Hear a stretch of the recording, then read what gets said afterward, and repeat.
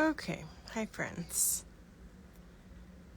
I started into this leaf and started alive, and this was kind of one that was not exactly, I didn't pre-schedule this far ahead of time, but I wanted to make some more headway on this pattern this week and show you a bit more of it.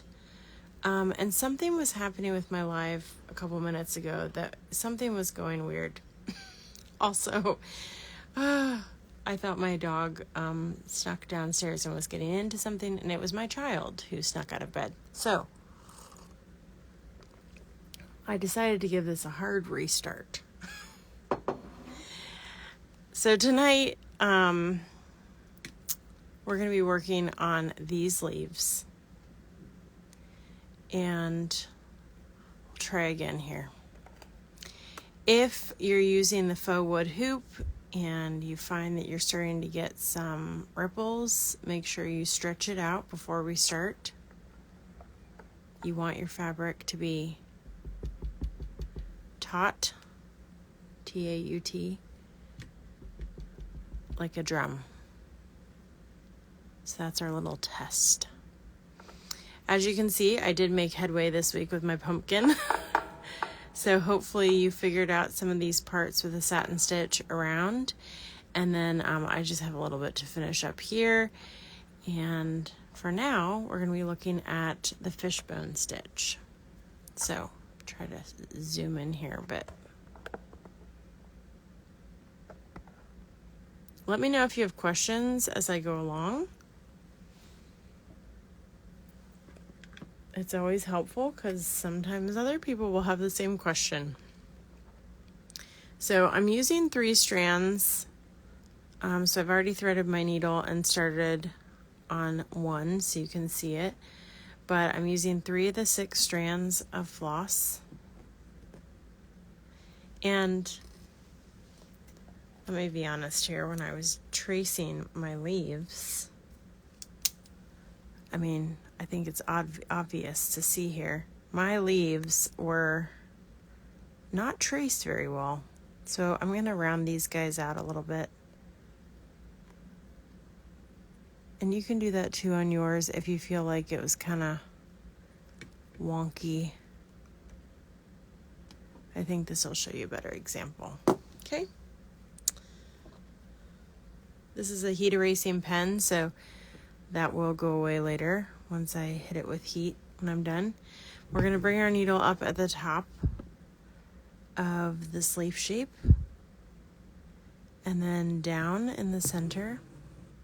Part of the reason I decided also to do a live tonight was I figured that some of the people following along might be more available at night. So hopefully that's the case. So our first stitch is going to be the tallest. We're coming down about halfway, and then we're going to come up right next to, I can only zoom in so far, but we're going to be coming in the tiniest bit down on the right from our first stitch, but like right up against it. And then you're going to cross over a little bit to the left side, so it's going to cross over that first stitch a little bit. Now we're going to come down a little further down and to the left of our first stitch. And this time we're going to cross over to the right. And that's what the fishbone does. It goes back and forth, right to left. You're just kind of crisscrossing over at the bottom and just keep stitching. Each stitch follows your line down the side. Okay. So each time you come up, you should be a little further down your outline edge.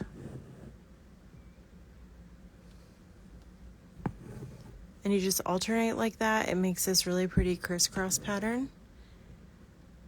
Thanks for the love.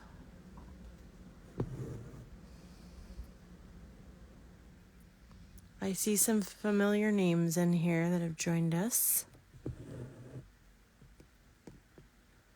Hope everybody's doing well tonight.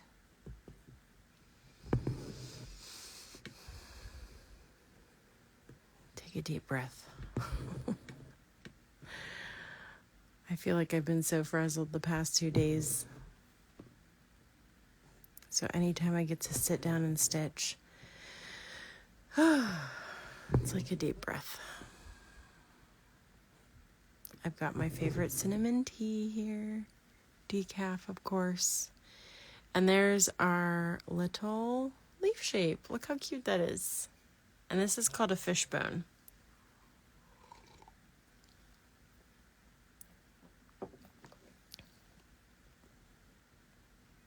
And then we're going to cross over here to the right side.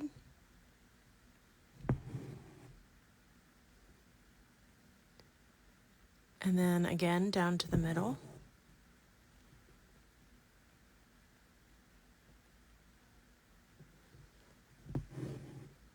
I was going to say now we're on the right side, but I guess it's the bottom now. And we're going to cross over to overlap that first stitch just a little bit. Now I'm coming up on the line, really close to my first stitch. Now this is a small leaf, so I'm not really crossing over very far. You can technically cross all the way over to the opposite edge if you want. It'll just create more, because you'll have more threads underneath, it'll just create more of like a bump.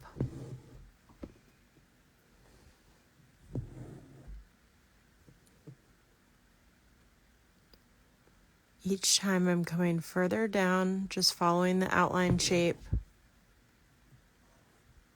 And when it starts to get crowded here at the bottom,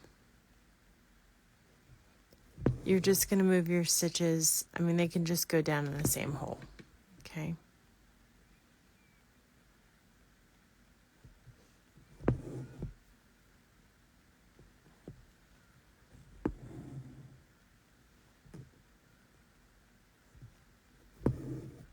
And then our leaf will start to kind of come in towards the bottom, like where it gets skinny again. So you come in like that. I'm going to do one last one on this side. And then just down in the center. Isn't that neat?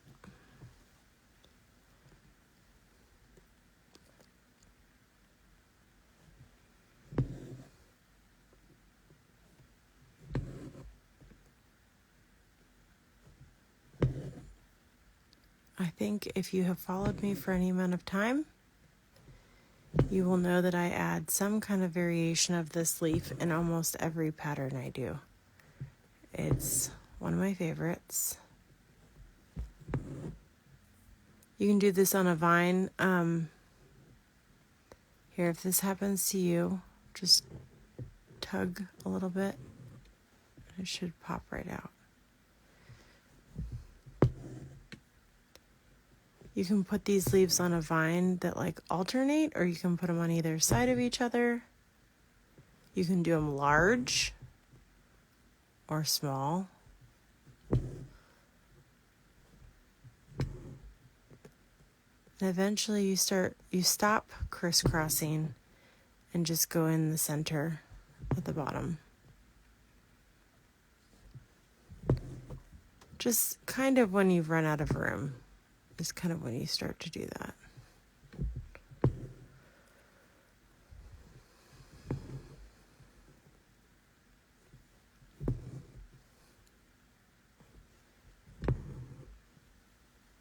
There's our pretty little leaf. Okay, I'm going to jump over to, this is going to be really out of order, but it occurred to me that some of you may be worried about how to fit it in around the pumpkin. So I'm going to jump over here and do one of these guys. You want to fill out this white space as much as you can.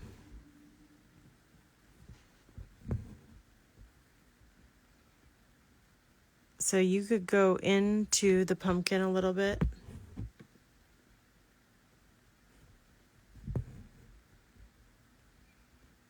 And kind of overlap. You can squeeze between these stitches if you want.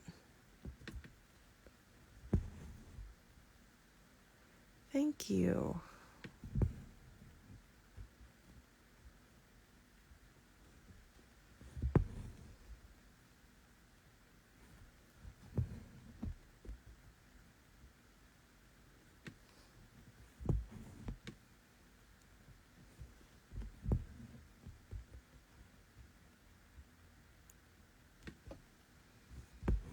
And then I'm going to show you how we accent these leaves as soon as I'm done with this part,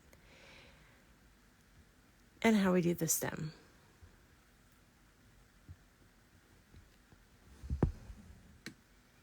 See, I wanted it a little wider, so I came up between the orange ones here.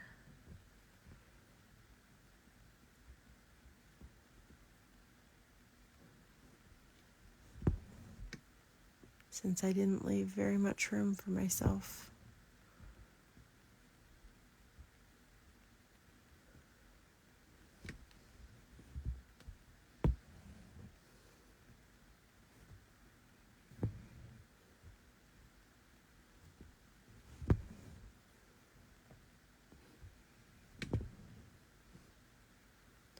So that's how one would look in between our pumpkin.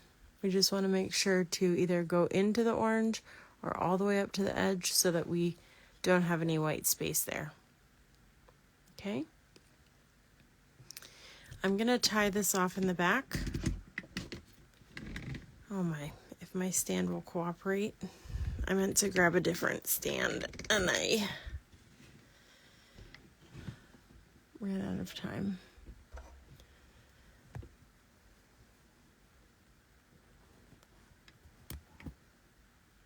Whoop, whoop, whoop. Lost my ends here. Okay.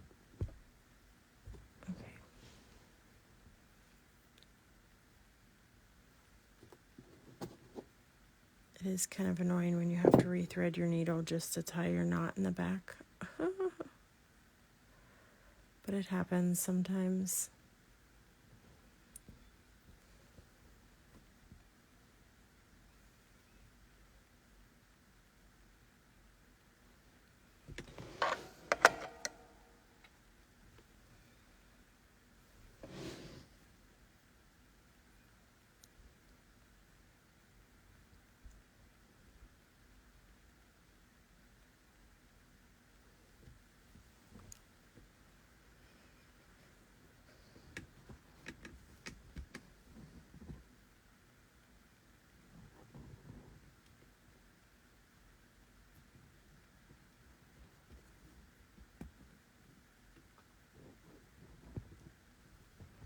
Tie off our knot there.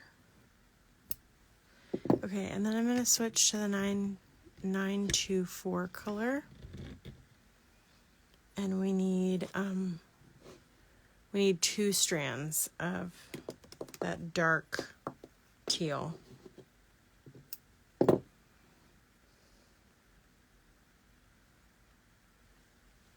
So I'm just splitting my strands. I'm going to take the side that has 2.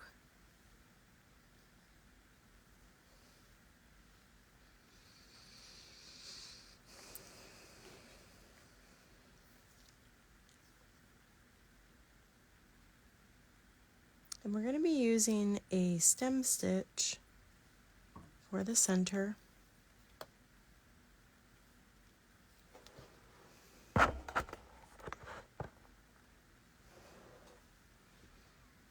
So I'm going to do, I'll show you through here first.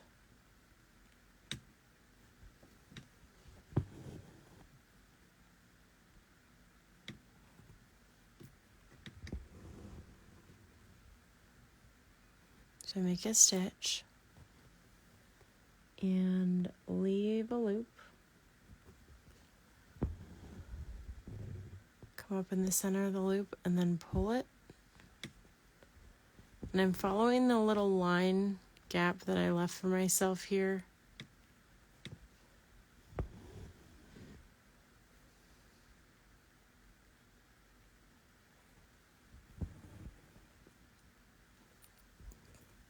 going the whole way up through the middle.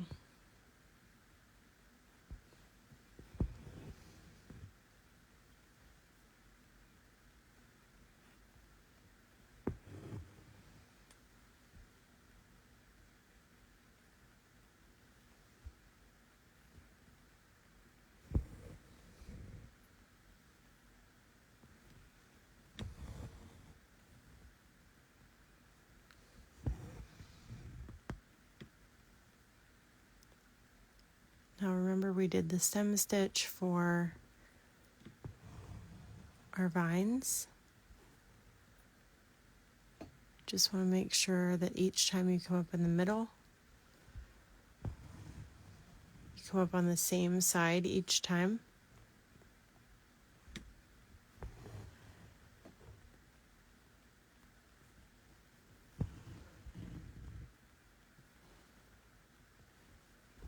And then down the last time.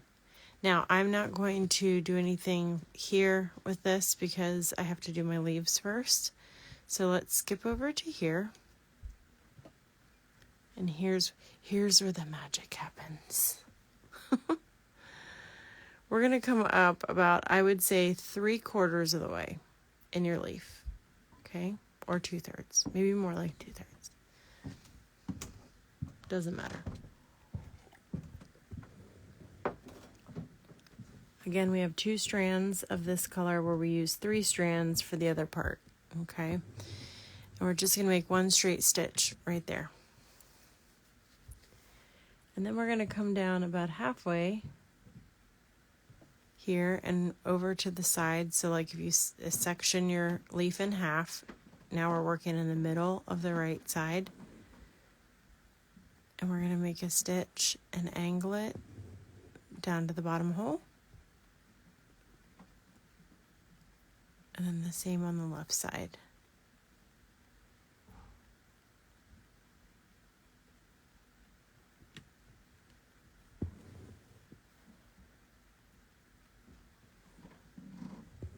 And down to the bottom. See that? And it just gives some extra depth to our leaves. And it's going to break up the colors a bit. So your stem and then these lines that accent it will be the darker color.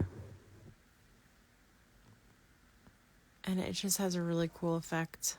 Sorry.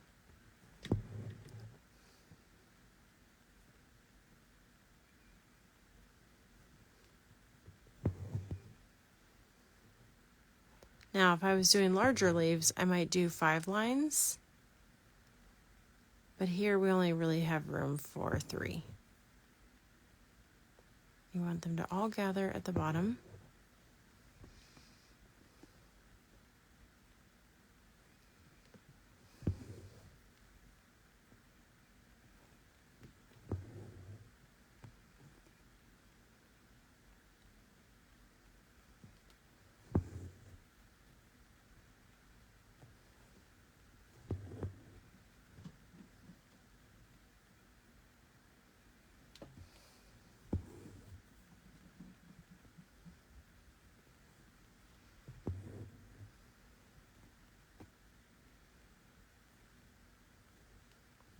One more leaf here.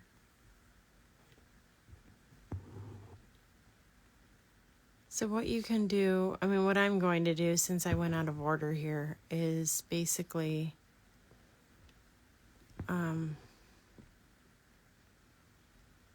I'll go back and do my light blue leaves. And then I'll just take 2 strands of this teal and just go leaf to leaf. I won't have to worry about the stem on that side. But for right here, just so I can finish this off right now, I'm going to go ahead and do that middle stem stitch. You can go either direction. Before I went all the way up, and this time I'm going down. So leave a loop.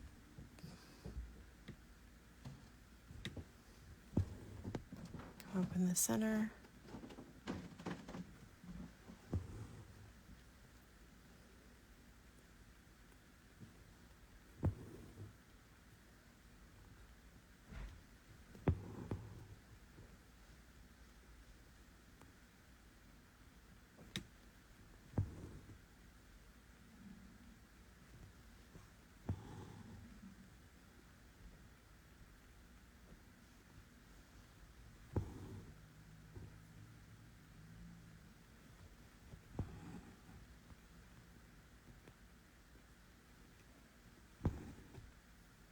I'll just finish off the stem. And then you'll be free to just finish your leaves.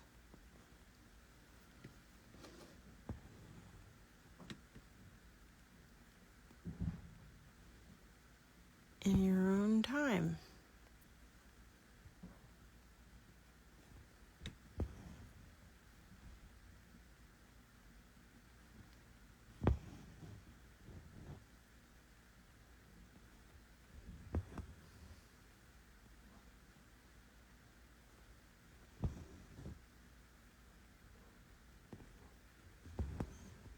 And there's my stem stitch for the center.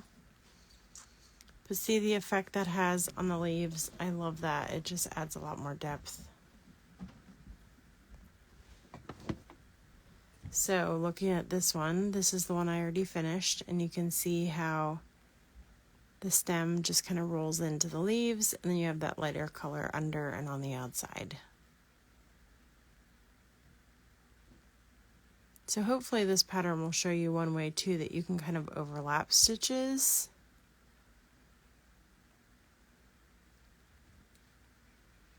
And you can see here I did a much tighter stem stitch. I have a little bit more gaps over on this one, but that's fine. It's just different. Each one is a little bit different.